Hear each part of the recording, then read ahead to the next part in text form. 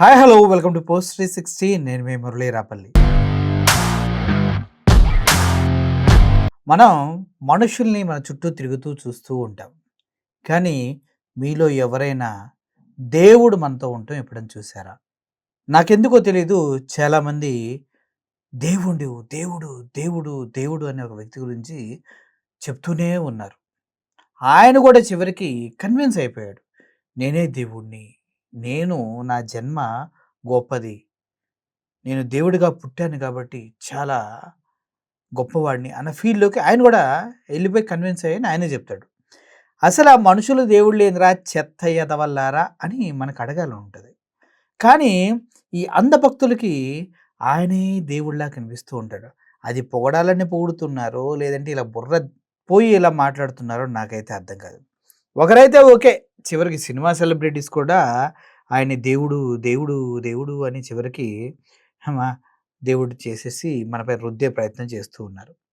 ముఖ్యంగా చెప్పాలంటే మన దేశ ప్రధాని అయినటువంటి గౌరవనీయులైనటువంటి నరేంద్ర మోడీ గారు దేవుడు, దేవుడు అంటూ చాలామంది మాట్లాడుతూ ఉన్నారు. అది విన్నప్పుడు మరి దేవుడికి పాపం ఓటు చోరీ చేయాల్సిన అవసరం ఎందుకొచ్చిందో నాకు అర్థం కాల. దేవుడు ఎందుకు ఎలక్షన్ కమిషన్స్ మేనేజ్ చేస్తున్నాడో అర్థం కాలేదు. దేవుడు ఎందుకు గోద్రా అల్లర్‌ని సృష్టించాడో నాకు అర్థం కాలేదు. దేవుడు ఎందుకు పుల్వామా అటాక్‌ని, పెహల్గామ్ అటాక్‌ని ఆపలేకపోయాడో నాకు అర్థం కాలేదు.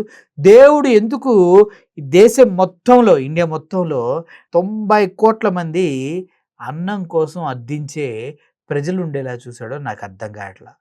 ముఖ్యంగా 3,000, 400, 4,000 పెట్టి పెద్ద పెద్ద స్టాచ్యూలు కడతాం. దేవుడికి ఏం అవసరం? ఆయన స్టాచ్యూ ఆయనే కట్టుకోవచ్చు కదా! ఇలా చెప్పుకుంటూ పోతే నల్లధనాన్ని తీసుకొస్తా అన్న దేవుడు ఎందుకు తీసుకురాలేదు? ప్రతి ఒక్కరి అకౌంట్‌లో 15,00,000 ఏస్తా అన్న దేవుడు ఎందుకు వేయలేదు? ఆ! ఓట్లు కోసం దిగజారిపోయి ఈవీఎంస్‌ని, ఎలక్షన్ కమిషన్ మేనేజ్ చేస్తున్న సో కాల్డ్ పనికిమాలిన దేవుడు మనకు అవసరమా? ఇలా చెప్పుకుంటూ పోతే అన్న ఫస్ట్ ఇదంతా కాదన్నా, ఫస్ట్ దేవుడన్న వీడియోలు చూయించు మేము చూస్తాం అని మీలో చాలామంది నన్ను అడగొచ్చు. మీకు కంపల్సరీగా ఇది చూయించకపోతే అస్సలు నాకు కూడా మనశ్శాంతి ఉండదనమాట. మీకు చూపిస్తున్నా, పండగ చేసుకోండి. ఒక్కొక్కరు, ఒకరు ఛత్రపతి శివాజీ అంటే ఇంకొకరేమో రాముడని, శివుడని ఏదేదో చెప్తున్నారు. నాకు పిచ్చెక్కిపోయింది. మీరు కూడా చూడండి. చెంచా నంబర్ 1. చెంచా నంబర్ 1. ఈ చెంచా ఏం చెప్తాడో మీరు వినండి. देश के आज जो प्रधानमंत्री नरेंद्र मोदी जी है, नरेंद्र मोदी जी का पूर्व जो जन्म था वो महाराज छत्रपति शिवाजी थे. చాలా మందికి హిందీ అర్థం కాదు చెప్తున్నా. నరేంద్ర మోడీ పూర్వజన్మ అనే పదం మీకు అర్థమైంది కదా! ఆ పూర్వ జన్మంలో నరేంద్ర మోడీ ఛత్రపతి శివాజీ అంట. అంటే ఛత్రపతి శివాజీ అంటే బీసీ కులస్తుడు, ఎస్సీ కులస్తుడు. నాకు తెలిసి బీసీ కులస్తుడు. మరి మోడీ బీసీ కులస్తుడు అంటే ఒప్పుకుంటారా? ఎందుకంటే ఛత్రపతి శివాజీకి పట్టాభిషేకం చేయాలంటే దేశంలో ఉన్నటువంటి ఏ బ్రాహ్మణుడు రాలేదు. ఎందుకంటే ఆయన కాళ్ళ నుంచి పుట్టినోడు కాబట్టి. తర్వాత ఎక్కడి నుంచో ఒక బ్రాహ్మణ్ణి తీసుకొస్తే ఆయన కూడా బొట్టు పెట్టి సింహాసనం మీద కూర్చోబెట్టారంటే ఎడం కాలు బొటన వేలుతో బొట్టు పెట్టి ఆయనకి రాజ్యాన్ని అప్పగించడం జరిగింది. అంటే మరి అటువంటి దరిద్రమైన బతుకులు మన హిందూ సంప్రదాయాల్లో ఉన్నాయి అప్పట్లో. మరి అప్పుడు ఛత్రపతి శివాజీ అంటే ఈయన కాలు బ్రాహ్మణులు బొట్టు పెట్టి కాలుతో పెట్టింది ఈయనకేనా? చెప్పడానికి సిగ్గుండాల. చెంచా నెంబర్ 2 కూడా ఏమంటున్నారో ఒకసారి విందామా? చెంచా నంబర్ 2. ఈ చెంచా మీ అందరికీ తెలుసు కదా! కంగనా రనౌత్ గారి ఈ చెంచా నెంబర్ 2 ఈవిడ అబ్బబ్బబ్బబ్బా! ఈవిడకి నెహ్రూ తెలీదు, స్వతంత్రం ఎప్పుడొచ్చిందో తెలీదు. చివరికి ఒక్క ముక్క కూడా రాజకీయాల గురించి తెలీదు. కానీ ఎంపీలయిపోతారు. వినండి ఏమంటుందో.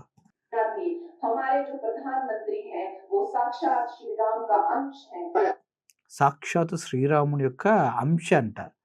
కడుపుకి అన్నం తింటున్నావు, గడ్డి తింటున్నావు కంగనా రనౌత్. సిగ్గుందా నీ బతుక్కి? ఆ! సిగ్గుందా? శ్రీరాముడితో పోలుస్తావా? చెప్పు తీసుకొని కొట్టాలి నీలాంటోళ్ళని. సిగ్గు శరం లేకుండా మాట్లాడుతావు. శ్రీరాముడితో పోలుస్తావా? ఓట్లు చోరీ చేసిన వ్యక్తిని, ఎలక్షన్ కమిషన్ మొత్తాన్ని కంట్రోల్‌లో పెట్టుకున్న వ్యక్తిని, కోర్టులు మేనేజ్ చేసిన వ్యక్తిని, దేశంలో ధనాన్నంతా అదానికి, అంబానీకి దోచిపెడుతున్న వ్యక్తిని శ్రీరాముడితో పోలుస్తావా? సిగ్గుందా నీకసల? అని ప్రజలంతా అడుగుతున్నారు. ఏం చేద్దాం కంగనా గారు? చెంచా నెంబర్ 3.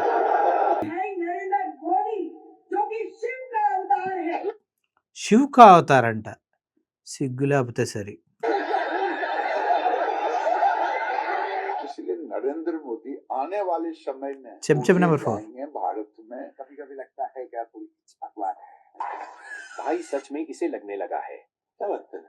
ये देखो, ఆయన అంటాడు రాబోయే రోజుల్లో ఒక అవతారంగా మోడీ గారు మనందరికీ కనిపిస్తాడన్నది ఆ చెంచా నెంబర్ 4 యొక్క తాత్పర్యం అన్నమాట. ఆయన మనసులో మాట. ఇవన్నీ విన్న తర్వాత మోడీ ఏమంటున్నారో వినండి. जोड़ करके देखता అన్నీ సమకూర్చి చూసినట్లయితే तो मैं कन्विंस हो चुका हूँ। मैं నేను కన్విన్స్ అయిపోయాను. कन्विंस हो चुका हूँ కన్విన్స్ అవ్వచ్చుకాం कि परमात्मा ने मुझे भेजा है। పరమాత్ముడే నన్ను పంపించాడనేసి ఈయన కన్విన్స్ అయిపోయాడంట. ఇట్లాంటి సొల్లు సొటారం కబుర్లు మనం వింటానే ఉండాలేమో నాకు అర్థం కాదు. అయితే అసలు మోడీ గురించి ప్రజలు ఏమనుకుంటున్నారన్న విషయం కూడా మనకు తెలియాలి కదా. చిన్నపిల్లలు ఏమనుకుంటున్నారన్న విషయం కూడా తెలియాలి కదా. ఇదంతా దేవుళ్ళు అంటే దేవుడి రూపంలో ఉన్నటువంటి చిన్నపిల్లలు ఏమంటున్నారు కూడా మీకు చూపిస్తా చూడండి. मोदी जी को जानते हो तुम लोग? मैंने आपकी वीडियो टीवी में देखी। పిల్లాడు అంటున్నాడు మీ వీడియోని నేను టీవీలో చూశాను అంటున్నాడు. ఓన్లీ తెలుగు వాళ్ళ కోసం ట్రాన్స్లేట్ చేస్తున్నా. कहाँ देखा था? मैंने भी टीवी में। आपको क्या करता था मैं टीवी में? ఎక్కడ చూసావు నన్ను, నేనేం చేస్తున్నాను టీవీలో వీడియోలో అని అడుగుతున్నారు పాపం మోడీ గారు. వినండి. बहुत चोरी। ఓట్ చోరీ చేస్తున్నాడు మోడీ అనే విషయాన్ని ఈ పిల్లలంతా టీవీలో చూశారంట. వాళ్ళేమో దేవుడు అని భజన చేస్తుంటే పిల్లలు కల్మషం లేకుండా ఓట్ చోరీ చేస్తున్నాం అనేసి చెప్పడం జరిగింది. ఇలా ఓట్ చోరీ చేసే దొంగల్ని దేవుడు అంటంలో అసలు ఏం లాభం ఉందో ప్రజలకి, ఏ సందేశాన్ని ఇస్తున్నారో అర్థం కావట్లేదు. దేశవ్యాప్తంగా మోడీ అంటే ఓట్ చోరీ. నిన్న రాహుల్ గాంధీ గారు మాట్లాడుతూ ఏమన్నారు, మొన్న వేసింది ఆటం బాంబే, ఈసారి వేయబోయే హైడ్రోజన్ బాంబుకి మోడీ గారు ప్రజల్లో తలెత్తుకొని కూడా తిరగలేడు అంటూ వ్యాఖ్యలు చేసే పాపం మోడీ గారి గుడ్డి కింద గట్టిగా పెట్టి పేలుస్తూ ఉన్నాడు రాహుల్ గాంధీ. ఏమవుద్దో చూడాలి. సార్, అవతారం రూపంలో ఉన్నటువంటి భగవాన్ రూపంలో ఉన్నటువంటి మోడీ గారు పాపం ఎలా బ్రతుకుతారో చూద్దాం. Thank you for watching this video.